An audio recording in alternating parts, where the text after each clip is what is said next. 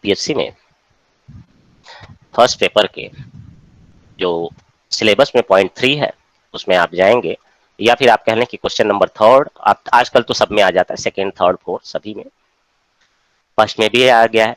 तो सारा एक तरीके से फर्स्ट पेपर का फर्स्ट सेक्शन एक मिक्स है।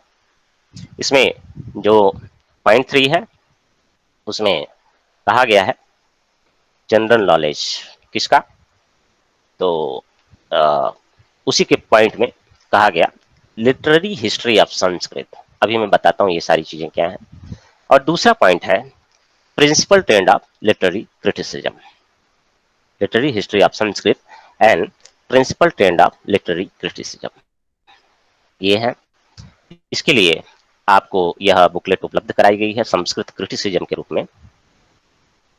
इस बुकलेट में आपको लगभग 200 210 20 पेज में आपको ये सारी चीजें सिस्टमेटिक वे में उपलब्ध कराई गई हैं, इंग्लिश मीडियम हो अथवा हिंदी मीडियम हो। आप इसी को फॉलो करने का प्रयास कीजिएगा। इस पे आधारित, इन सभी पे आधारित लगभग 30 प्रश्न हमारे बनेंगे। तो इन 30 प्रश्नों से इस पूरे नोट्स को ही फॉलो अप में रखिएगा। मैं पीपीटी इसलिए उपलब्ध कराता हूं कि आपको एक क्लास के संदर्भ में और क्या उपयुक्त होता है, क्या आपके लिए उचित है, इसके संदर्भ में आपको थोड़ा सा कंसाइज तरीका हो, मगर जो भी आपकी स्टडी है वह इन बुकलेट पे आधारित है। तो इन्हीं को फॉलो अप में रखिएगा। लिटरेरी बुक और संस्कृत और जो ट्रेंड है, प्रिंसिपल ट्रेंड है संस्कृत क्रिटिसिज्म के, प्रिंसिपल ट्रेंड है उनसे संबंधित। जो यहाँ पर वेस्टर्न में इसको क्रिटिसिज्म कहा जाता है, जो हमारे संस्कृत है जिसका काव्यशास्त्र हम कहते हैं, उसी को वेस्टर्न में नॉर्मली क्रिटिसिज्म है, मगर थोड़ा सा इसका और विस्तृत अर्थ है, हम देखने का प्रयास करेंगे। जो हम पढ़ने जा रहे हैं उसको संस्कृत में पहले के समय काल में अलंकार शास्त्र कहा जाता था। प्राचीन समय काल में अलंकार शास्त्र कहा जाता था। इसी को साहित्य शास्त्र कहा जाता था, इसी को रीति शास्त्र कहा जाता था, इसी को बाद में काव्य शास्त्र। शास्त्र से तात्पर्य होता है विज्ञान। काव्य क्या विज्ञान। अभी तक हम लोगों ने कवि ने क्या काव्य किया है, लिखा है, जैसे महाकाव्य देखे थे, गद्य काव्य देखे थे, अन्य विधाएं देखे थे, उन सभी ने कवि ने किया क्या है, और साथ में हम लोग देखे था कि उसके अंतर्गत होता क्या, जैसे महाकाव्य में क्या क्या चीजें होती हैं। अब हम लोग चर्चा करने जा रहे हैं, यानी काव्य बनाने के लिए क्या क्या चीजें जरूरी होती हैं, काव्य एक्चुअली है क्या। देखिए अब काव्य की बात हो रही है, एक्चुअली है क्या, जैसे कि काव्य में होता क्या है। कोई भी आप काव्य उठा लें तो उसके अंतर्गत होता क्या है, इसी को काव्य लक्षण यानी काव्य की परिभाषा काव्य लक्षण कहा जाता है। तो काव्य लक्षणों को आप जानना पड़ेगा, जो भी काव्य लिखने जा रहा है उसको काव्य लक्षण भी पता होना चाहिए। और इन्हीं के संदर्भों में हम लोग देखे हुए हैं कि महाकाव्य का डेवलपमेंट और विकास महाकाव्य में होता क्या है। अलग अलग जो रिट्रीशियन रहे हैं, जो काव्यशास्त्री रहे हैं, उन्होंने क्या कहा है कि महाकाव्य में क्या होता है, गद्य काव्य में क्या होता है, मुक्तक में क्या होता है, ऐसी चीजों को। और उसके अलावा भी काव्यशास्त्र में क्या चीजें हैं, जैसे कि महाकाव्य जो काव्य है वह उनका निर्माण कैसे होता है, उसका लक्षण क्या होता है, उसके स्वरूप कैसे होते हैं, उसमें अलंकार कैसा होता है, उसमें रीति कैसी होती है, ध्वनि किसे कहते हैं, ये सब चीजें हमें जानने का, कवि को जानना पड़ता है। नॉर्मली कवि इन सब चीजों का अध्ययन करता है। इन सब चीजों से एक तरीके से कह दीजिए कि ये काव्य जैसे रामायण, महाभारत, रघुवंशम, किरातार्जुनीयम, ये सब काव्य हैं। मगर इसके ऊपर मैं पहले भी बताया था कि कैसा ये काव्य होने चाहिए, तो उसको लक्षण ग्रंथ कहते हैं। कि भाई काव्य, आपको महाकाव्य लिखना है तो इन लोगों का सहारा लेना पड़ेगा। किसका? मुख्यतः अभी तो आप जो पढ़े हैं उसमें आप लोग विश्वनाथ का सहारा लेते हैं महाकाव्य को लिखने के लिए, जगन्नाथ की बातें करते हैं।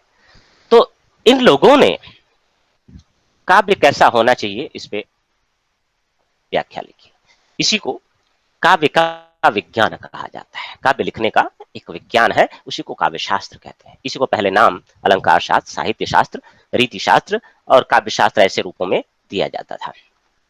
इससे पहले प्राचीन जो आचार्य हैं और प्राचीन, वह साहित्य विद्या या क्रियाकल्प के रूप में इसको जानते थे। क्रियाकल्प भी इसको कहा जाता था, परंतु बाद के समय डेवलपमेंट होते होते होते होते आप देखेंगे कि इसको कई बार अलंकार शास्त्र, साहित्य शास्त्र ऐसा देखने को मिलता है। कुछ काव्य शास्त्री रहे हैं, उनके ग्रंथ का नाम ही आप देखेंगे, जैसे भामा के ग्रंथ को देखा जाए, काव्य अलंकार उनके ग्रंथ का नाम है। इसका मतलब अलंकार नहीं है, उसमें काव्य के सभी पहलुओं की चर्चा, यानी कि वह काव्य शास्त्र है, काव्य के विज्ञान पे चर्चा है, लक्षण ग्रंथ है। जैसे आप सुने होंगे वामन का काव्य अलंकार सूत्र, तो भामा का काव्य अलंकार, वामन का काव्य अलंकार सूत्र, ऐसा आपने पढ़ा होगा। तो इन्होंने केवल अलंकार का ही विवेचन नहीं किया, इन्होंने उसके अंतर्गत काव्य में जो गुण होते हैं, काव्य का जो लक्षण होता है, काव्य में जो दोष होते हैं, काव्य में जो स्टाइल रीति होती है, काव्य में रस होते हैं, काव्य का प्रयोजन क्या होता है, काव्य के हेतु क्या होते हैं, इन सब चीजों पे अलग अलग ग्रंथों में अलग अलग चर्चा की गई है। उसी को हम क्या जानते हैं, अलंकार शास्त्र या काव्य शास्त्र। बात समझ में आया? हाँ सर, इसमें गद्य पद्य मिक्स हो सकते हैं क्या काव्य में? काव्य के अंतर्गत दोनों आते हैं। काव्य के दो भेद, हम लोग तीन भेद नॉर्मली हम तो के गद्य पद्य और चंपू के रूप में देखे थे ना। काव्य का ही तो भेद है, काव्य में सारे आते हैं। परंतु वेस्टर्न में क्या है कि दो तरीके का है। जो एक तरीके से कह लीजिए गद्य वाली विधा होती है, गद्य पे कैसा काम होना चाहिए, उसके लक्षण ग्रंथ, उसको कहते हैं रेटरिक, RHETORIC। और जो काव्य की जो पद्य वाली विधा है, उसके लिए कहा जाता है पोएटिक्स, रेट्रिक्स एंड पोएटिक्स। तो मूलतः सारे को मिलाकर के जो काव्य शास्त्री जिसे आप कह रहे हैं, उनको रेट्रिशियन कहा जाता है। तो गद्य विधा को जो काम किया गया, गद्य विधा के जो लक्षण स्वरूप बताए गए वहां पर वेस्टर्न में, उसको रेट्रिक्स कहा जाता है। और जो पद्य विधा है, उसके बारे में जो बात की गई, वो उसको पोएटिक्स कहते हैं। तो आप देखेंगे संस्कृत पोएटिक्स के नाम से भी सुने होंगे कई बार, यदि आपके पास शब्द आए हों। संस्कृत रेट्रिक्स का नाम आपने सुना होगा, ऐसा संस्कृत पोएटिक्स या फिर संस्कृत रेट्रिक्स, ये भी दोनों इसी चीज को बताते हैं, क्रिटिसिज्म को। तो इसी को कहा जाता है। अब चलते हैं, ये आपको समझ में आ गया, कुछ चलते हैं प्रश्नों को देखते हैं। पोएटिक्स, पोएट्री काव्य है, और पोएटिक्स जो है काव्य लक्षण है, लक्षण ग्रंथ है। जैसे कि आपने देखा पोएट्री क्या है, मान लीजिए रघुवंशम है, मगर साहित्य दर्पण आचार्य विश्वनाथ का क्या है, वह पोएटिक्स है, विज्ञान है, काव्य शास्त्र। तो इसके पहले प्रश्नों को देखा जाए। चलिए पहले प्रश्नों पे जाएं, इस पे थोड़ा सा विस्तार देखने का प्रयास करें। उससे पहले मैं कुछ मूलभूत चीज मैं आपको बताना चाहता हूँ। काव्य शास्त्र का नामकरण आप लोग समझ ही गए हैं, मैं इस पे कुछ चीज बताना चाहता हूँ। पहले देखिएगा, आप मूवी देखने जाते हैं, आप लोग बताइए कि मूवी में महत्वपूर्ण चीज क्या होता है। उसके बिना, मतलब यदि मूवी का सोल कहा जाए, आत्मा कही जाए, कोई मूवी आपने देखा, जैसे आप कह लीजिए DDLJ को ही देख लीजिए, दिल वाले दुल्हनिया ले जाएंगे, आप सभी लोग लगभग देखे ही होंगे, कोई ऐसा नहीं है जो नहीं देखा होगा। तो क्लाइमेक्स नहीं, क्लाइमेक्स तो काव्य हो गया, उसमें उसकी आत्मा क्या कहेंगे। आत्मा से तात्पर्य है कि क्या ऐसी चीज है जो आप घर लेकर के जाते हैं। आपने कहा स्टोरी, अन्य लोग उसका भाव, भाव क्या, श्रेया ने बताया, भाव क्या, भाव, भाव कैसा भाव, इमोशन, इसका मतलब श्रृंगार, आप कह रहे हैं श्रृंगार रस, जो विप्रलंब था वह श्रृंगार विप्रलंब, जी जी, रस वगैरह, आनंद। और उन्होंने एक ने कहा कि स्टाइल, वो जो दिखा गया है। तो जैसा उसका स्टाइल आप घर ले जाकर, मतलब उसमें क्या ऐसा है जो उसकी आत्मा है, जो आपके मन मस्तिष्क में रच बस जाती है, और वही उसका मूल है। इन चीजों का कॉम्बिनेशन हम लोग बेसिकली जो ग्रहण करते हैं या अपने साथ हमेशा के लिए रखते हैं, उसमें एक्टिंग भी हो सकता है। कई मूवीज में एक्टिंग प्रधान हो जाता है, स्टोरी थोड़ी डाउन हो जाती है। कई मूवी में स्टोरीज बहुत अच्छी हो सकती है, और कई मूवीज में बेसिकली स्टोरी और नहीं, एक्टिंग मैं के अलावा जो डीडीएलजी बैकग्राउंड। पे डीडीएलजी पे बात कर रहा हूँ, स्पेस पे। डीडीएल तो सर उतना याद नहीं है। अच्छा, मतलब उसमें जो श्रृंगार रस है, आप कह सकते हैं। हुँ? या आप कह सकते हैं कि कई लोगों की जो एक्टिंग है, एक्टिंग बड़ी, वही चीज एक्टिंग ही हमारे साथ में जुड़ जाती है। हम लोग जब बचपन में थे तो आप देखेंगे कि हम शोले का हम लोग पहले तो मूवी वगैरह कम आती थी, तो ऑडियो आता था सुनने वाला, हम ऑडियो से पूरा याद कर गए थे। एक दूसरा डायलॉग बोलता था, एक दूसरा डायलॉग बोलता था, जो मित्र श्रृंखला थी। तो ये जो है ऑडियो हमने देखा ही नहीं, मूवी बाद में, बहुत बाद में मूवी देखे थे, ऑडियो में ही पूरी मूवी देख लिए थे। उसकी शायद 3 या ऐसे कुछ 3 कैसेट, 3 था या 2 था, मुझे याद नहीं आ रहा, मैं था मतलब काफी बड़ा था।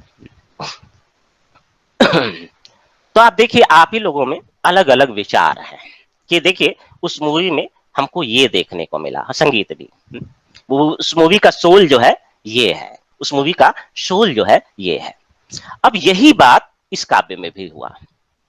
ये जो लिटरेशन रहे हैं ना, काव्य शास्त्री रहे हैं, किसी ने कहा ये जो पोएट्री होती है ना, उसमें जो रस होता है, ये जो श्रृंगार रस है, या फिर आप कह लीजिए इसके अंदर जो वो विप्रलंभ आपने देखा, करुण रस जो आपने देखा, वो रस ही महत्वपूर्ण है।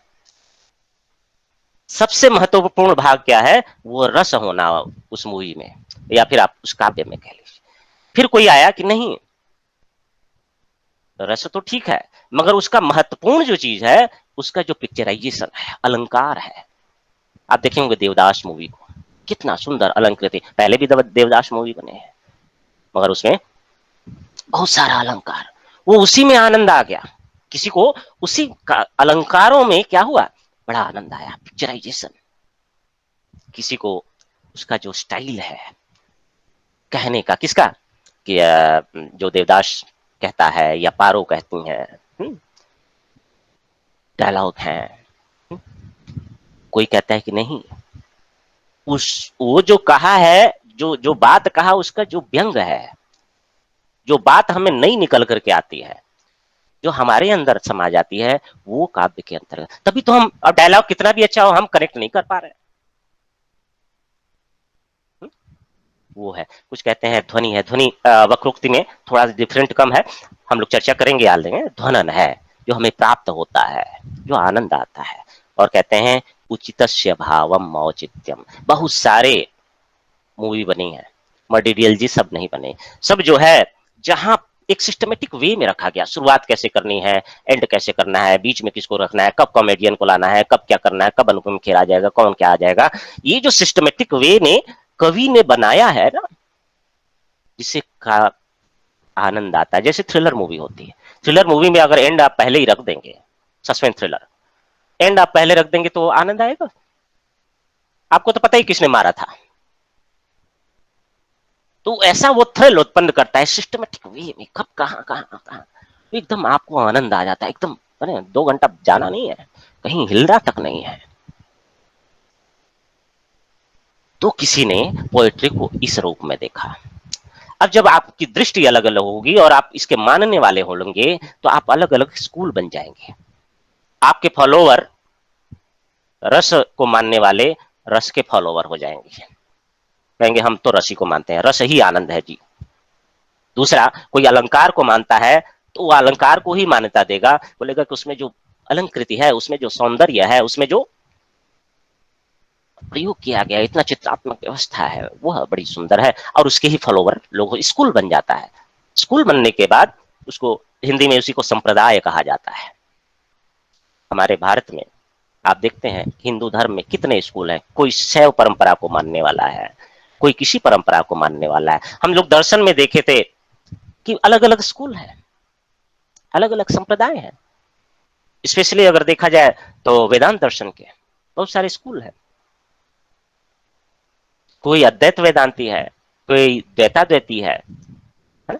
अलग अलग स्कूल डेवलपमेंट और उसके फॉलोवर उस पक्ष को मजबूत करते जाते हैं कि मेरा वाला यह पक्ष मजबूत है। आज के समय काल में ये सारे संप्रदाय इंपॉर्टेंट नहीं होते हैं। ज्यादातर अभी भी जो मान्यता है वह रस स्कूल और ध्वनि स्कूल, रस स्कूल और ध्वनि स्कूल की महत्ता है। तो आत्मा को लेकर के, सोल ऑफ पोएट्री क्या है, इसको लेकर के बहुत सारे स्कूल बने। इसी को आप स्कूल संप्रदाय, वो स्कूल नहीं 5वीं 6वीं में जो आप पढ़ते हैं, फॉलोवर एक स्कूल बन जाता है। वो स्कूल नहीं जो 5वीं 6वीं में पढ़ते हैं, वो एक फॉलोवर। जैसे एक मैं कहूं वामपंथ, वामपंथ एक स्कूल है, दक्षिण पंथ ये स्कूल है। वो वामपंथ, जैसे आपने एनसीईआरटी पढ़ा, वामपंथी विचारधारा से लिखी गई है भाई, तो वामपंथी स्कूल से, और उसके जितने लिखने वाले उस तरीके से होंगे वह सब वामपंथी स्कूल कहलाएंगे। और जो दक्षिणपंथी होंगे वह जो उसके आधार पर लिखे होंगे वो सारे को एक स्कूल में हम रख देंगे, वह दक्षिणपंथी कहलाएंगे। वो स्कूल नहीं 5वीं 6वीं। स्कूल का मतलब होता है फॉलोइंग होना, संप्रदाय। इन दो स्कूलों की अभी महत्ता है, संप्रदायों की महत्ता है। तो यह जो डिफरेंशिएट हुआ, हाँ, स्कूल ऑफ थॉट्स। तो पहली बात तो स्कूल का पता हो, थॉट का तो बाद में आएगा। किसी का भी स्कूल स्कूल स्कूल है, वो हमको लगता है कि यह जो है हम जो 5वीं 6वीं तीसरे में 10वीं तक 8वीं तक पढ़े हैं वो स्कूल है। नहीं, स्कूल मतलब संप्रदाय, अलग अलग चीज है।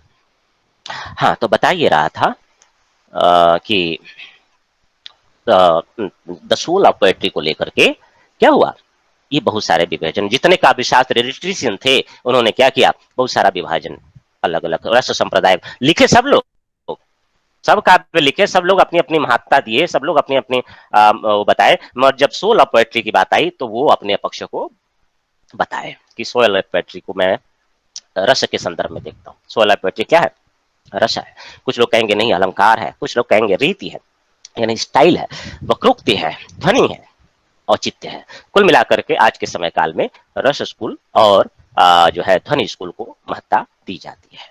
हम पढ़ेंगे सारा और इसी पे संबंधित प्रश्न पूछे जाते हैं। यही जो है क्रिटिसिज्म का ट्रेंड है, वक्रोक्ति, ध्वनि से ही थोड़ा सा वक्र उक्ति होना, थोड़ा सा अंतर है, हम लोग डिटेल में वहां पे देखेंगे वक्रोक्ति और ध्वनि को। समझ में आया? अब इतना मैं बता दिया, तब आपको यह प्रश्न समझ में आ जाएंगे। पहले हम लोग प्रश्नों को देख लेते हैं, यह प्रश्न समझ में आ जाएंगे। अब देखिएगा अलंकार के संदर्भ में, देखिए काव्य में अलंकारों का क्या महत्व है, इसका विस्तार से बताइए। अलंकार संप्रदाय यानी स्कूल समुपन्यस्य, समुपन्न करने के लिए, बताने के लिए, उसकी स्थापना करने के लिए उसके जो आचार्य रहे हैं जयदेव, उनका मत क्या रहा है आप बताएं। तो अलंकार स्कूल की स्थापना और उसको और आगे, स्थापना तो नहीं कह सकते, स्थापना पहले हो गई थी, उसको और बढ़ाने के लिए, संपन्न करने के लिए जयदेव ने क्या मत दिया था। फिर एक और बात इसी में आता है, काव्यम ग्राह्यम अलंकारात् सौंदर्यम अलंकारः, इसको जो है विशिष्टीकृत कीजिए, बताइए, इन दोनों वचनों को उदाहरण बताइए। अलंकार संप्रदाय पे आधारित एक निबंध लिखिए। नेक्स्ट रस सिद्धांत और रस संप्रदाय, रस सिद्धांत का स्वरूप बताइए। काव्य में रस की स्थिति की बताइए। वाक्यम रसात्मकम काव्यम, जैसा कि विश्वनाथ ने साहित्य दर्पण में कहा है, वाक्यम रसात्मकम काव्यम, इसकी व्याख्या कीजिए। 3 बार प्रश्न पूछा गया। फिर संस्कृत काव्य समीक्षा में रस सिद्धांत का क्या स्थान है काव्य की समीक्षा में, मतलब स्कूल थॉट्स में, है ना। फिर ध्वनि पे जाया जाए तो काव्य से आत्मा ध्वनि, the soul of poetry is dhvani. उसी तरीके से काव्य 2 बार यह आया। फिर काव्य की आत्मा का विवेचन में जब सोल ऑफ पोएट्री की बात की जाती है तो ध्वनि सिद्धांत के बताइए। फिर ध्वनि सिद्धांत के अंतर्गत लक्षणा आती है, उसके बारे में बताइए, 17 में पूछा गया। फिर औचित्य स्कूल पे जाया जाए, उचित से भावम औचित्य रस सिद्धस्य स्थिरम काव्यस्य जीवितम। जब जीवित कहा जाता है काव्य शास्त्र में किसी को, तो उसी को आत्मा कहा जाता है। जीवित कभी आप काव्य शास्त्र में देखेंगे तो जीवितम यानी जीवित यानी आत्मा। जीवित कौन है? आत्मा ही तो है हमारे। तो कहते हैं औचित्य रस सिद्ध स्थिरम काव्यस्य जीवितम, इसका विस्तार से विवेचन करें। किम नाम औचित्यम साहित्य। औचित्य क्या है साहित्य में, मतलब साहित्य शास्त्र में, उसको विचार करें। वक्रोक्ति काव्य जीवित। अब वक्रोक्ति काव्य जीवित है, मतलब सोल ऑफ पोएट्री क्या है? वक्रोक्ति है, काव्य का जीवित है मानी आत्मा है। मैंने बताया कि जीवित यानी आत्मा। फिर रीति आत्मा, रीति स्टाइल पे रीति आत्मा है काव्य की। किसने कहा और क्या कहा, क्या बताया, विस्तार से बताएं। फिर एक लास्ट प्रश्न है इसमें, काव्य की आत्मा के विषय में संस्कृत काव्य शास्त्र में कितने संप्रदाय हैं, उनका संक्षेप में विवेचन करें। तो सारे संप्रदायों के बारे में आपको जानना है, ये 16 में आया था। नेक्स्ट है आनंद वर्धन, ध्यान दीजिएगा, मम्मट, विश्वनाथ और पंडित राज जगन्नाथ, इनमें से किसी का काव्य लक्षण अपने मत के अनुसार दर्शाइए और वो क्यों सही है, कश्च तत्र हेतु, उसकी समीक्षा कीजिए। क्या रीजन है उसकी समीक्षा कीजिए। 15 में आया संस्कृत काव्य शास्त्र में प्रतिपादित काव्य लक्षण क्या है। काव्य लक्षण मतलब काव्य का स्वरूप, काव्य की परिभाषा। काव्य की परिभाषा क्या होती है, अलग अलग लोग कहेंगे ना, काव्य में ये होना चाहिए, काव्य में किसी कोई आएगा कहेगा नहीं काव्य उसे कहते हैं जिसमें ये चीज हो, कोई आएगा कहेगा काव्य उसे कहते हैं जिसमें ये चीजें हो। वो हम लोग चर्चा करेंगे। इन्हीं आनंद वर्धन, मम्मट, विश्वनाथ, पंडितराज जगन्नाथ और एक आध पे जयदेव, इन लोगों पे मुख्य पक्ष रखते हुए ये कल की क्लास में, ये सारी कल की क्लास से स्टार्ट होगा। और संस्कृत काव्य शास्त्र में काव्य लक्षण क्या है पुनः, फिर काव्य के प्रयोजन क्या है, वाई कह लीजिए कि जो कवि है वह काव्य क्यों लिखेगा, कवि काव्य क्यों लिखेगा। यह एक और प्रश्न है, काव्य हेतु, यहाँ पे लिखा नहीं है कहीं पे, मुझे याद है कि काव्य हेतु कभी पूछा गया है। तो काव्य हेतु क्या है, how poetry can be made, how and why, कैसे और क्यों। जैसे मैंने आपको बताया था, कल मैं चर्चा करूंगा विस्तार से, कि आपको घट बनाना हो, दर्शन में हम लोग देखते हैं घड़ा बनाना हो तो उसके लिए इंग्रेडिएंट्स बहुत सारा, कुंभकार चाहिए और ये सारी चीजें चाहिए, तो आप पोएटिक्स घड़ा बना लेंगे, पोएट्री आपकी बन जाए। और घड़ा क्यों बनाया कुंभकार, बाजार में बेचने के लिए, अपने लिए क्यों बनाया, इसको प्रयोजन कहते हैं। हेतु क्या है, कैसे बना, क्या क्या इंग्रेडिएंट्स चाहिए था, तो हम लोग कल चर्चा करेंगे। और इसमें एक और बात आया कि तद दोषो शब्दार्थो सगुणा वलन कृति पुनः कापी, यह भी मम्मट की जो काव्य प्रकाश का लक्षण है कि काव्य होता कैसा है, उस पे यह बात हुई है। जब हम काव्य लक्षण देखेंगे तो इन लोगों को मैंने बताया कि हम लोग आनंद वर्धन, मम्मट, विश्वनाथ, पंडित राज जगन्नाथ, जयदेव, भामह, दंडी, इन सब के जो काव्य लक्षण है इसको हम लोग देखने का प्रयास करेंगे।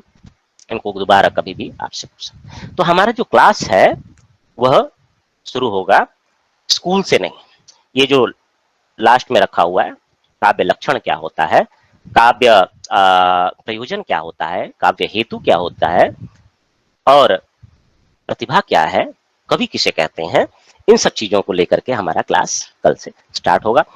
आज हम लोग देखते हैं थोड़ा सा हिस्ट्री, हिस्ट्री देखने का प्रयास करते हैं, इसकी परंपरा को देखते हैं। क्या कह रहे हैं राजेश्वरी, क्या कह रहे हैं राजेश्वरी? ठीक है, ठीक। तो कई लोग इसको 3 भागों में, कई लोग 4 भागों में बांटने का प्रयास करते हैं, अलग अलग तरीके का मत है। 2 तरीके की चीजें हैं, दोनों तरीके मैंने आपके सामने रख दिए हैं। दोनों तरीके की चीजें हैं, अलग अलग मान्यताएं हैं। तो इसको जो है मुख्यतया पहले पार्ट में कुछ लोग मानते हैं कि प्राचीन युग है एक, अगर इसके डेवलपमेंट को, काव्य शास्त्र के डेवलपमेंट को देखा जाए तो प्राचीन युग है एक, आप कह सकते हैं वैदिक से लेकर के आचार्य रुद्र तक, आचार्य भरत से आचार्य रुद्रट कह सकते हैं, और वैदिक भी उसमें include। फिर मध्य युग आता है आचार्य आनंदवर्धन से पंडित जगन्नाथ तक, और एक आधुनिक युग आता है जो कि आप कह लें कि छज्जूराम शास्त्री रहे हों, विश्वेश्वर पांडे रहे हों, और आज जो कि बहुत सारे लोगों को आप देखते होंगे, यहाँ तक कि पूर्वार्ध और उत्तरार्ध परंपरा। मुख्यतः दूसरे तरीके से देखा जाए तो प्रारंभिक काल को कहा जाता है अज्ञात काल से लेकर के भामह के काल तक। हम लोग सभी जानने जा रहे हैं कौन है ये सब नाम, बस आप परिचय हो जाए। फिर दूसरा एक रचनात्मक काल कहा जाता है भामह से लेकर के आनंदवर्धन तक। तीसरा निर्णयात्मक काल आनंदवर्धन से लेकर के मम्मट के समय काल तक। फिर व्याख्या काल आती है, वह विश्वेश्वर पांडे तक। ये 4 काल ऐसे गिने जाते हैं। कुछ दूसरे तरीके से भी बताने का प्रयास करते हैं। प्रारंभिक निर्माण युग, प्रारंभ से भरत तक। दूसरा अन्वेषण युग, यानी कि भरत से आनंदवर्धन तक। तीसरा चिंतन युग, जो कि आनंद से मम्मट तक। चौथा समन्वय या व्याख्या युग, मम्मट से जगन्नाथ तक। और पांचवा आधुनिक युग। नॉर्मली इससे प्रश्न आपको कैसे डेवलपमेंट हुआ नहीं पूछा जाता है, मगर इस पेज को आप लोग याद रख लीजिएगा, याद रख लीजिएगा। क्यों? क्योंकि कभी भी वह प्रश्न काव्य परंपरा कैसे डेवलप हुई, यह आपसे संदर्भित लिया जा सकता है, पूछा जा सकता है, संदर्भ किया जा सकता है। इसमें अब हम चलते हैं, नामकरण तो हम लोगों ने देखा ही। कुछ आचार्यों के बारे में आपके बुकलेट में शुरू में ही कुछ आचार्यों से शुरुआत हुई है। एक है प्राचीन युग, आपने देखा होगा। एक क्या है? प्राचीन युग है। इसमें काव्य शास्त्र में, प्राचीन परंपरा में काव्य शास्त्र की स्थिति कैसी थी, यानी प्राचीन युग में काव्य शास्त्र कैसे डेवलप हुआ। तो कहा जाता है कि वैदिक ऋषि जो है प्रथम एक तरीके से काव्य शास्त्री थे। वैदिक संदर्भों में आपको कई जगहों पे देखने को मिलता है, जैसे बहुत सारे ग्रंथ हैं वैदिक ग्रंथ, जिसमें उपमा, अतिशयोक्ति, व्यतिरेक, श्लेष, रूपक आदि अलंकारों के दर्शन होते हैं। उपनिषदों में जाया जाए तो उपनिषद साहित्य में भी जो है कई सारे अलंकारों का नाम देखने को मिलता है। अगर और तरीके से देखा जाए तो एक सूक्त है दासरात सूक्त, उसमें युद्ध का सुंदर वर्णन है और इंद्र की स्तुति की गई है, उसमें वीर रस के दर्शन होते हैं। इसी प्रकार श्रृंगार रस में भी देखने को मिलता है, चाहे वह पूर्वा उर्वशी, यदि आप संवाद देख लें, वह क्या है? विप्रलंब श्रृंगार का बड़ा सुंदर। और मैं विप्रलंब कहता हूं तो आप लोगों को पहले भी बताया हूं कि नायिका का दूर हो जाना है, वह विप्रलंब है, विरह की स्थिति विप्रलंब है। इंद्र की स्तुति देखें तो वीर रस का दर्शन होता है। तो ऐसी चीजें उपनिषद साहित्य से लेकर के हमें देखने को मिलती हैं। इसी बीच नाम आता है एक भागुरी, जो वैयाकरण थे, व्याकरण को लिखने वाले भागुरी थे, उनका नाम आता है। पाणिनि के अष्टाध्यायी में कई उपमा के शब्द प्रयोग होते हैं, जैसे आप देखे होंगे वाह, है ना, वाह। आपने सूत्र कई लोग कारक पढ़े हैं, समास पढ़े हैं, तो जब वाह लिखा रहता है तो क्या है, आप समझ जाते हैं कि अथवा ये चाहे वह, है ना, वाह हो गया, ऐसे चीजें आपको देखने को मिली होंगी। और फिर एक ग्रंथ है यास का निरुक्त, यास का निरुक्त, उसमें प्रथम बार स्पष्टतया उपमा अलंकार का बताया गया। क्या? भूतोपमा, रूपोपमा, सिद्धोपमा और लुप्तोपमा। प्रथम बार वहां पे दर्शन देखने को मिलता है यास को। 700 BC के आसपास आप इनको रख सकते हैं। तो इस तरीके से प्राचीन समय काल में आप नाम रख सकते हैं। यास के निरुक्त को और वैदिक परंपरा में भी देख सकते हैं, पाणिनि के अष्टाध्यायी से भी इसको देख सकते हैं, भागुरी से भी देख सकते हैं, वैयाकरण थे, इन लोगों से आप देख सकते हैं। फिर यदि देखा जाए रामायण महाभारत में तो देखने को मिलता ही बहुत सारी चीजें। एक जूनागढ़ में रुद्रदामन का शिलालेख था, वहां पर भी काव्य शास्त्री जो पारिभाषिक शब्द है वह देखने को मिलते हैं। काव्य शास्त्री का मतलब मैं कहूं तो गुण, रीति, अलंकार और ये सारी चीजें जरूर देखने को मिलती हैं। अब सोचिए कि इस काव्य शास्त्र की उत्पत्ति कैसे हुई, काव्य शास्त्र बना कैसे, काव्य शास्त्र आया कैसे। इसके लिए पौराणिक एक महत्ता, एक कहानी बताई जाती है कि एक काव्य शास्त्र की उत्पत्ति नटराज शिव से हुई। उन्होंने ही क्या किया कि विवस्वान थे, विवस्वान को तांडव नृत्य लाश, नृत्य और नर्तन, इन सब का उपदेश दिया, जैसा कि राजशेखर ने कहा है। राजशेखर ने अपने ग्रंथ में जैसा बताया है वैसा। उनके अनुसार जो है उन्होंने प्रथम बार ब्रह्मा को उपदेश दिया, फिर ब्रह्मा ने अपने 18 मानव जात शिष्य थे उनको यह उपदेश दिया, और 18 शिष्यों ने काव्यशास्त्र पर 18 भाग लिखे अलग अलग, और एक एक ग्रंथ इस पे लिखा, और फिर बाद में भरत मुनि का नाम आता है, अन्य लोगों का नाम आना शुरू हो जाता है। ये लोग वहां से नॉलेज लेकर के अपने काव्य ग्रंथों को लिखना शुरू किए। तो राजशेखर का यह मत है, पौराणिक मत है, मानना न मानना सैद्धांतिक नहीं है। एक ग्रंथ आता है भाव प्रकाशन नाम आता है, कि कहते हैं कुछ लोग कि नारद मुनि ने जो है काव्य शास्त्र को लिखा था, उनका एक ग्रंथ था नारद संगीत, तो ऐसा कहते हैं। इसके बाद अब आते हैं तुलनात्मक, या उसके बाद अगर सिस्टमेटिक वे में नाम दिया जाए तो आते हैं भरत मुनि। भरत मुनि को आप 200 BC के आसपास रख सकते हैं। आप लोगों को पता है इनके ग्रंथ का नाम है नाट्यशास्त्र, है ना? नाट्यशास्त्र रहा था।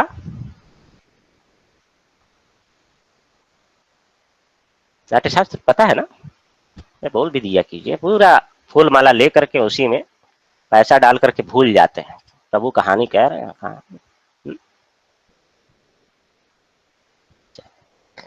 प्राचीन हम सारे का नहीं देखेंगे, जो महत्वपूर्ण है उन्हीं को हम लोग देखते हैं और जिसपे हमें काम कर रहा है। तो नाट्यशास्त्र में 36 चैप्टर है, 36 अध्याय है। इन अध्यायों में जो छठा अध्याय है और जो 17वां अध्याय यानी 17 और 6 नंबर का जो चैप्टर है, उसमें उन्होंने नाट्यशास्त्र, आप जानते हैं ज्यादातर संगीत, नृत्य कैसा होता है, नाटक कैसे होते हैं, उस सब पे मुख्यतः है।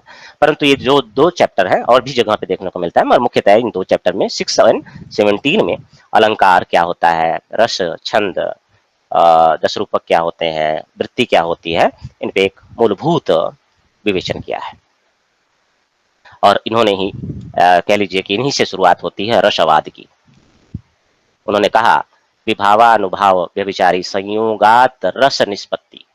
विभाव, अनुभाव और व्यभिचारी, इन तीनों के संयोग होने से रस की। जब आप मूवी देखने जाते हैं, हम लोग चर्चा करेंगे आगे जब रस सिद्धांत देखेंगे, जब हम मूवी देखने जाते हैं तो विभाव होता है, अनुभाव होता है और व्यभिचार होता है। इन तीनों का जब संयोग होता है तो हमारे अंदर जो सहृदय जब मैं कहूँ तो इसका मतलब है जो मूवी देखने जा रहा है या कोई काव्य जो पढ़ रहा है उसको रस के आनंद मिलता है इन तीनों चीजों से। यह पहला उन्होंने लक्षण दिया कि रस की निष्पत्ति कैसे होती है, रस की उत्पत्ति कैसे होती है। इसको डिटेल में हम लोग रस सिद्धांत जब हम देख रहे होंगे तो उसमें हम लोग देखने का प्रयास करेंगे।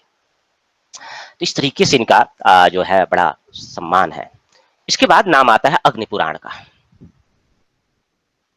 इसके बाद एक अग्नि पुराण है, उसमें जो है बहुत सारे काव्य शास्त्री विवेचन देखने को मिलते हैं, जैसे हम काव्य का स्वरूप कैसा होता है, रस कैसा होता है, गुण, अलंकार, उसके दोष कैसे होते हैं, इन सब चीज पे बड़ा विस्तृत चर्चा की गई है, बहुत सुंदर तरीके से बताया गया है। जो विश्वनाथ थे उन्होंने अग्नि पुराण का अपने यहाँ खुद उल्लेख किया है। अग्नि पुराण का ही संदर्भ लेते हुए बताया, एक श्लोक बताया था, नरत्वम दुर्लभे लोगे विद्या तत्र सुदुर्लभा कवित्वम दुर्लभम तत्र शक्ति तत्र सुदुर्लभा। नरत्व जो होता है वह बड़ा दुर्लभ होता है इस जगत में, और विद्या हो जाए, मनुष्य बनना एक बड़ा कठिन है और उस पर से विद्या प्राप्त करना तो और भी कठिन है। विद्या प्राप्त हो जाती है मगर कभी नहीं बन पाते हैं, कभी बनना बड़ा टफ होता है। परंतु कवि की शक्ति आ जाए, कभी बनना टफ है और कवि की शक्ति आ जाए, जो भी कहें वह काव्य हो, ऐसा बहुत ही rarest in the rare. Kalidas daily थोड़ी ना पैदा होते हैं, है कि नहीं? कालिदास रेयर है ना? तो इस तरीके से इनकी महत्ता, अग्नि पुराण की महत्ता स्थापित होती है। इसके बाद नाम आता है भामह। अब ध्यान दीजिएगा, भामह से ही शुरू होता है एक तरीके से कह लीजिए कि काव्य शास्त्र की परंपरा का सही अगर कहा जाए नींव तो पढ़ चुकी थी थोड़ी बहुत, मगर मुख्य अगर कहा जाए तो भामह से यह कार्य शुरू होता है। भामा का ग्रंथ का नाम है काव्य अलंकार। यह काव्य अलंकार में ऐसा नहीं था कि ये नाट्यशास्त्र पे ही थे। इनके जो 6 चैप्टर काव्य अलंकार में इन्होंने कहा वह परिभाषित किया। उन्होंने पहली बार 39 अलंकारों को बताया, अलंकार 39 प्रकार के बताए। इसके बाद आता है नाम। महत्वपूर्ण हम लोग नामों पे चर्चा करेंगे, सारे का नहीं, मगर मैंने लिस्ट दे दिया कि आपको ध्यान रहे कि यह जो है नाम है। कम से कम ऐसा कोई नाम हम लोग बीच में कभी देखें तो आपको ध्यान रहे कि किस समय काल के हैं और क्या सारी। दंडी, दंडी अलंकार संप्रदाय की स्थापना किए थे। ध्यान दीजिएगा, अलंकार जो स्कूल था उसकी स्थापना में इनका महत्वपूर्ण स्थान है। दंडी का ग्रंथ आप जानते ही हैं, काव्यादर्श है। यह 4 अध्यायों में विभक्त है, 4 अध्यायों के अंतर्गत है। उसमें उन्होंने प्रथम परिच्छेद जो उनका था उसको परिच्छेद कहे हैं। उसमें काव्य लक्षण, काव्य भेद, वैदर्भी, गौड़ी रीत, 10 गुणों का, 35 अलंकारों का चित्रण, तृतीय में कह लीजिए कि चित्रबंध का चित्रण, दोषों का चित्रण अलग अलग चैप्टर में इन्होंने किया है। इसके बाद आते हैं भट्टोद्भट को मैं छोड़ देता हूँ, आते हैं वामन पर। वामन ने ग्रंथ लिखा था काव्य अलंकार सूत्र। ये लगभग आप कह लीजिए कि 8वीं सदी के आसपास, 9वीं के पूर्वार्ध में इनका समय काल है। इन्होंने भी काव्य लक्षण क्या होता है, काव्य प्रयोजन, काव्य शिक्षा, काव्य की आत्मा, रीति इन्होंने कहा। ध्यान दीजिएगा, काव्य की आत्मा, रीति कहा। रुद्रट, रुद्रट जो है देखा जाए तो ये अलंकारवादी हैं, अलंकार को मानने वाले हैं, यानी कि किसके, दंडी के फॉलोअर रहे होंगे। इनके ग्रंथ का नाम काव्य अलंकार है, 16 चैप्टर में है। इन्होंने भी काव्य प्रयोजन क्या होता है, लक्षण क्या होता है, काव्य स्वरूप क्या होता है, चित्रालंकार कैसे होते हैं, नायक नायिका, ये सब सारी चीजों पे बड़ा सुंदर। इसके बाद शुरू होता है मध्य युग। ध्यान दीजिएगा, मध्य युग, यहाँ तक जो है रुद्रट तक प्राचीन आप युग रख सकते हैं, मध्य युग। मध्य युग के अंतर्गत सबसे पहला और सुंदर नाम आता है आनंदवर्धन का। 9वीं शताब्दी का आप उत्तरार्ध इनको रख सकते हैं। इनका ग्रंथ का नाम है ध्वन्यालोक। ये 4 उद्योत है, 4 चैप्टर है इसमें, 4 उद्योत है। उन्होंने ध्वनि को काव्य की आत्मा माना। देखिए, ध्वनि स्कूल की स्थापना है, काव्य से आत्मा ध्वनि इन्होंने कहा। और ध्वनि के भेद क्या है, यानी लक्षणा, व्यंजना और ये सारी चीजें क्या है, वर्ण, पद, वाच्य, संघटना, ये सारी चीजें कैसे होती हैं, कवि का प्रतिभा कैसा होता है। तो ये महत्वपूर्ण रूप से इन्होंने। इसके बाद आता है नाम राजशेखर का। राजशेखर ने ग्रंथ लिखा काव्य मीमांसा। उनमें 18 चैप्टर हैं। उन्होंने सारी चीजें बताई, ज्यादातर शास्त्र संग्रह, शास्त्र निर्देश, काव्य पुरुष की उत्पत्ति, शिष्य प्रतिभा, ये सब विस्तार से वर्णन किया है। हमको कोई ग्रंथ स्पेसिफिक होकर के नहीं पढ़ना है। इसके बाद आता है नाम भट्टतौत का। भट्टतौत एक तरीके से कह लीजिए कि 10वीं शताब्दी के संदर्भ में बाद के समय काल में थे। भट्टतौत पे ज्यादा नहीं दे करके भट्टनायक का भी नाम आता है। भट्टनायक ने जो है एक हृदय दर्पण लिखा था, वो भी उतना वह। इनका नाम भट्टतौत और भट्टनायक का इसलिए मैं आपको याद दिला दे रहा हूँ कि रस सिद्धांत में ये काम आएंगे। भुक्तिवाद को साधारणीकरण जब हम पढ़ेंगे रस सिद्धांत को, तो भट्टतौत, भट्टनायक, इन लोगों को हमें ध्यान रखना होगा। तो इनके ग्रंथ को हृदय दर्पण है और काव्य कौतुक है भट्टतौत का ग्रंथ, भट्टनायक का हृदय दर्पण है। ये थोड़ा सा ध्यान रखने का प्रयास कीजिएगा। हम लोग जब साधारणी करेंगे भट्टनायक के भुक्तिवाद का समर्थन में, तो इसको हम देखने का प्रयास करें। इसके बाद महत्वपूर्ण नाम आता है अभिनव गुप्त का। अभिनव गुप्त के ग्रंथ का नाम है अभिनव भारतीय। ये ध्वनिवादी आचार्य थे, ध्वनि स्कूल के फॉलोअर थे। बड़ा इनका सम्मान दिया जाता है। ध्वनि शब्द का 5 अर्थ में उन्होंने प्रयोग किया है, अलग अलग तरीके से। व्यंजना का व्यापार, काव्य विशेष, व्यंग्यार्थ, शब्दार्थ, सभी में इन्होंने एक तरीके से कह लीजिए अभिनव गुप्त ने स्थापित कर दिया ध्वनि को। इसके बाद धनंजय का नाम आता है। धनंजय जो है एक ग्रंथ है उनकी दशरूपक, उसका बड़ा सम्मान के साथ नाम लिया जाता है। यह मुख्यतः नाट्यशास्त्र पर आधारित है। फिर नाम आता है कुंतक का। कुंतक जो है 11वीं सदी के आसपास के हैं। इनके ग्रंथ का नाम है वक्रोक्त जीवित।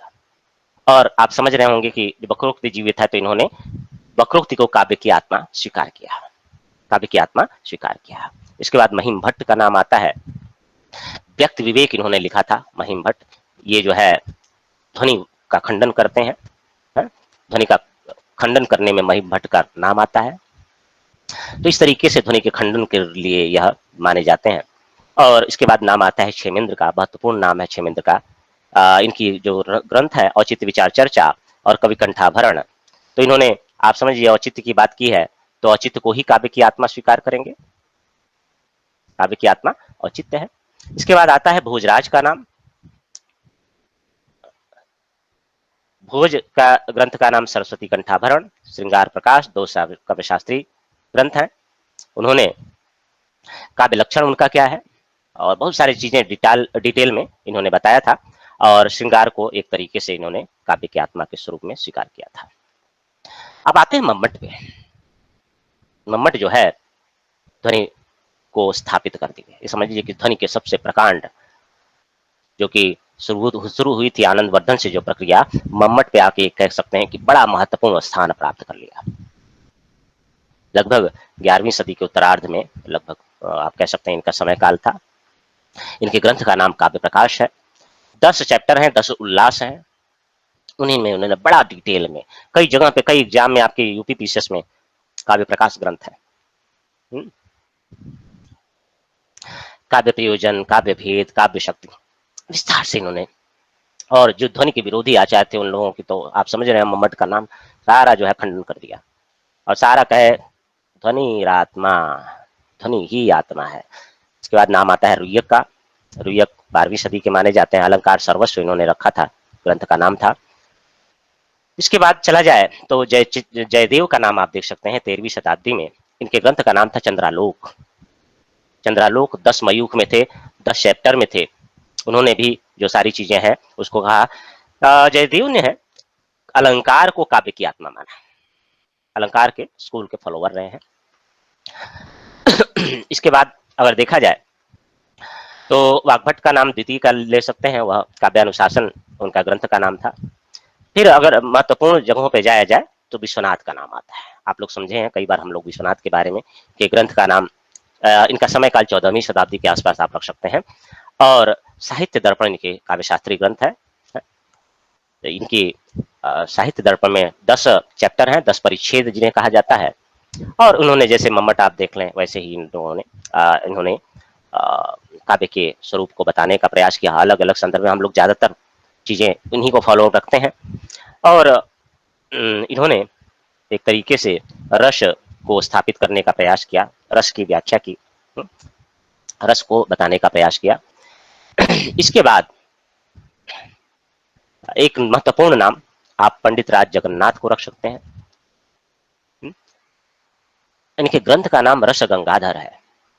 इन 2 आनंद है, यानी 2 चैप्टर है मुख्य। प्रथम आनंद में काव्य लक्षण क्या होता है, हेतु क्या होता है, भेद क्या होता है, इन सब की बात, और साथ में रस, भाव, अलंकार, इन सब चीजों की बात। जो द्वितीय आनंद है उसमें बहुत सारे अलंकारों से, लगभग 70 अलंकारों की बात उन्होंने बताई है। तो इस तरीके से उन्होंने पंडित राज जगन्नाथ एक अंतिम हमारे संदर्भ में आकर के बड़ा नाम देने का प्रयास करते हैं। फिर आधुनिक युग और पूर्वाध परंपरा में आप कुछ एक नाम जरूर याद रखें, जैसे आचार्य विश्वेश्वर पांडे, आचार्य हरिप्रसाद, आप कह सकते हैं छज्जूराम शास्त्री। फिर उत्तरार्ध परंपरा में स्वामी करपात्री का नाम आप याद रख सकते हैं, चंद्रमौली द्विवेदी का नाम आ सकते हैं, आप याद रख सकते हैं शोभा मिश्रा का नाम महिला है, और आप नाम याद रख सकते हैं चंडिका प्रसाद शुक्ल का, रेवा प्रसाद द्विवेदी का। अभी हाल के एकदम तुरंत कहा जाए तो राजेंद्र मिश्र और राधा वल्लभ त्रिपाठी, इन दोनों काव्य शास्त्रियों का आप नाम रख सकते हैं, ध्यान रख सकते हैं, कोई जरूरत नहीं है, इनका ध्यान रख सकते हैं। तो आपके बुकलेट में दिया गया है इन सब पे कुछ विस्तृत विवेचन। आपको क्या करना है, इनको ठीक से करना है। जो 6 स्कूल है उसके बारे में आपको ये जो पीपीटी शायद नहीं भेजा हूं, आपको क्लास के बाद उपलब्ध करा दूंगा रात शाम को। इस पीपीटी में संप्रदाय दिए गए हैं, ये 6, देखिए 6 संप्रदाय। तो रस संप्रदाय के पहले हम लोग पहले इसमें जाएंगे। तो रस संप्रदाय, अलंकार, रीति, वक्रोक्ति, ध्वनि और औचित्य। आपको क्या करना है, रस संप्रदाय में क्या है, भरत मुनि रहे हैं पहले, नाट्यरस का विवेचन, ये आपके पास पॉइंट याद रहना चाहिए। मैं लिखाऊंगा और समझूंगा, मगर आप फेमिलियर हो जाए। हम लोग अलग अलग स्कूल को देखेंगे, डिटेल में करने वाले हैं, क्योंकि मैंने बताया कि 10 क्लास का यह पूरा शेड्यूल निर्धारित है इसके लिए। और दूसरा, अलंकार संप्रदाय के सबसे पहले आचार्य भामा है, ये आपको याद रहे क्योंकि आगे बहुत काम आएंगे ये सब। इनके ग्रंथों का नाम याद रहे, आपके कई बार काम आएगा। दंडी जो 7वीं शताब्दी, उद्भट, रुद्रट, ये जो है अलंकार ही काव्य की आत्मा मानते हैं। रीति में वर्णेकर काव्य शास्त्री काव्य लिखे हैं ना, लक्षण ग्रंथ लिखना अलग चीज। वर्णेकर का आप कह रहे हैं, उन्होंने काव्य लिखा है। कालिदास काव्य शास्त्री थोड़ी ना थे, नहीं थे, उनका कोई ग्रंथ नहीं है। कालिदास कवि थे, काव्य शास्त्री रेट्रिशियन अलग होते हैं। अलंकार संप्रदाय में उद्भट, रुद्रट, दंडी और भामा, इनको महत्वपूर्ण रखना पड़ेगा। रीति संप्रदाय में आपको वामन का नाम रखना पड़ेगा, दंडी भी इसके बारे में बताते हैं। वक्रोक्ति संप्रदाय में आचार्य कुंतक के वक्रोक्ति जीवित को आपको याद रखना पड़ेगा। काव्य की आत्मा कहते हैं जीवित है, जीवित का मतलब आत्मा, मैं पहले भी बताया। ध्वनि संप्रदाय के अंतर्गत आनंदवर्धन सबसे पहले ध्वन्यालोक में, फिर अभिनवगुप्त उनकी लोचन टीका में, मम्मट, रुय्यक, हेमचंद्र, पीयूष वर्ष जयदेव, विश्वनाथ कविराज, पंडित राज जगन्नाथ, ये सभी लोग बताते हैं। और विश्वनाथ भी वही साहित्य दर्पणकार जो विश्वनाथ कविराज कह रहा हूँ, ये भी पंडित राज जगन्नाथ भी इसके फॉलोअर हैं, मगर उन्होंने रसों की भी बात की, हम लोग चर्चा अलग से करेंगे। फिर आता है औचित्य संप्रदाय, इसके क्षेमेंद्र रहे हैं। आनंदवर्धन भी औचित्य को थोड़ा सा स्वरूप देखने का प्रयास करते हैं। तो ये 6 पॉइंट आप ये समझ लीजिए कि एकदम याद होना चाहिए कि कौन क्या किया है, कौन क्या कहा है, ये एकदम याद होना चाहिए। किसके, इन सभी के जो जितने नाम आए, इन सभी के ग्रंथों का नाम आपको याद होना चाहिए, ध्यान रखिएगा। तो ये आपका यह होमवर्क है, आपकी बुकलेट है ही, उसमें जा करके इसको आप लोग कीजिएगा। पूरे 10 क्लास का शेड्यूल है, मगर हो सकता है 9 क्लास में भी हो जाए, तो 9 क्लास को ही लेकर के मैं चल रहा हूं। तो इस तरीके से आज की यह पहली क्लास है। कल हम लोग देखेंगे कवि क्या होता है, कवि की कोटि क्या होती है, कवि का काव्य के हेतु कौन होते हैं, काव्य का लक्षण क्या है, काव्य का प्रयोजन क्या है। कल की क्लास में हम लोग चाहे तो आप लोग पढ़ करके भी आ सकते हैं। धन्यवाद। कोई प्रश्न हो तो आप लोग पूछ सकते हैं।